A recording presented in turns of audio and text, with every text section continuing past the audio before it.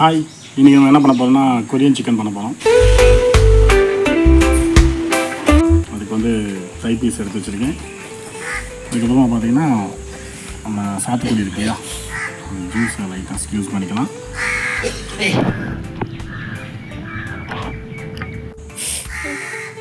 சாப்டு கார்லிக் போட்டுக்கலாம். இந்த சிக்கன் வந்து கார்லிக் ஃப்ளேவர் வந்து நல்லா தெரியணும். அதுக்கப்புறமா பார்த்திங்கன்னா சாப்டு க்ரீன் சில்லி,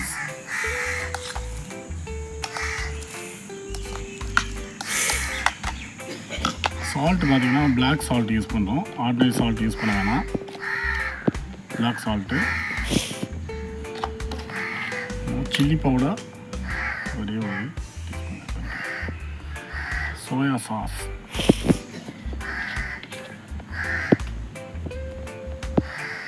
ஒரு 2 மூடி ஊற்றிக்கிங்க. இது எல்லாத்தையும் என்ன பண்ணுறோன்னா ஒன்றா மிக்ஸ் பண்ணிவிட்டு ஒரு 1 hour வந்து நல்லா சோக் பண்ணி வைக்கணும். இந்த மாதிரி தான் மேரினேஷன் இருக்குது. மிக்ஸ் பண்ணிக்கலாம்.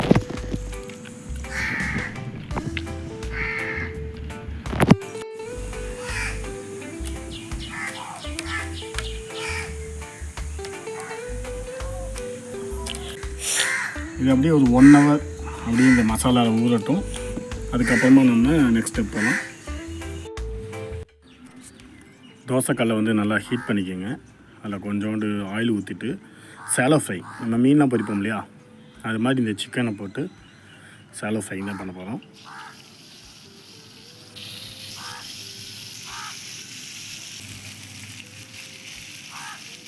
ஆக்சுவலாக பார்த்தோன்னா ஒரு 10 minutes ஆகும். நல்லா டர்ன் பண்ணி விட்டு நல்லா குக் பண்ணுவோம். தனியாக எடுத்து வச்சுக்கலாம். அதுக்கப்புறமா ஒரு பேனில் கொஞ்சம் ஆயில் ஊற்றுங்க. சாப்டு கார்லிக் போடுறோம். அதுக்கப்புறமா நம்ம மேரினேஷன் பண்ணி வச்சுருக்கோம் இல்லையா, அந்த லிக்விடே கொஞ்சம் இருக்கும், அதை போட்டுக்கலாம். அதுக்கப்புறமா டொமேட்டோ சாஸில் வந்து நம்ம சோயா சாஸும் சில்லி சாஸும் போட்டு மிக்ஸ் பண்ணி வச்சுக்கலாம். இது ஆக்சுவலாக கொரியன் சாஸ் அப்படின்னு சொல்லுவாங்க. அது 3 மிக்ஸ் ஆகிடுச்சு அப்படின்னாக்கா இதை வந்து நம்ம அந்த ஹீட் பண்ண கார்லிக்கில் போட்டுடலாம். அதுக்கப்புறமா கஸ்டர்ட் பவுடர் லைட்டாக கலக்கி வச்சுருக்கேன். கஸ்டர்ட் பவுடர் இல்லைன்னா நீங்கள் கார்ன்ஃப்ளவர் கூட மிக்ஸ் பண்ணிக்கலாம். ஏன்னு கேட்டாக்க திக்கனிங்காக. இன்பிட்வீன் கேப்பில் என்ன பண்ணிக்கலாம் அப்படின்னா பிளாக் சால்ட் ஆட் பண்ணியிருக்கேன். கார்ன்ஃப்ளவர் போட்டு மிக்ஸ் பண்ணும்போது பார்த்தோன்னா ஒரு திக்காக வரும். அதுக்கப்புறமா சிக்கனை போட்டு ஜஸ்ட் அப்படி மிக்ஸ் பண்ணி விட்டுருங்க. அதுக்கு மேலே பார்த்தீங்க அப்படின்னாக்கா வெள்ளை எள் இருக்கு இல்லையா, அதை மேலே தூவி விட்டு மிக்ஸ் பண்ணிங்கன்னா நம்ம கொரியன் சிக்கன் வந்து ரெடி ஆகிடும். அந்த எள்ளு கூட சேர்ந்து சாப்பிடும்போது செம்ம டேஸ்டியாக இருக்கும்.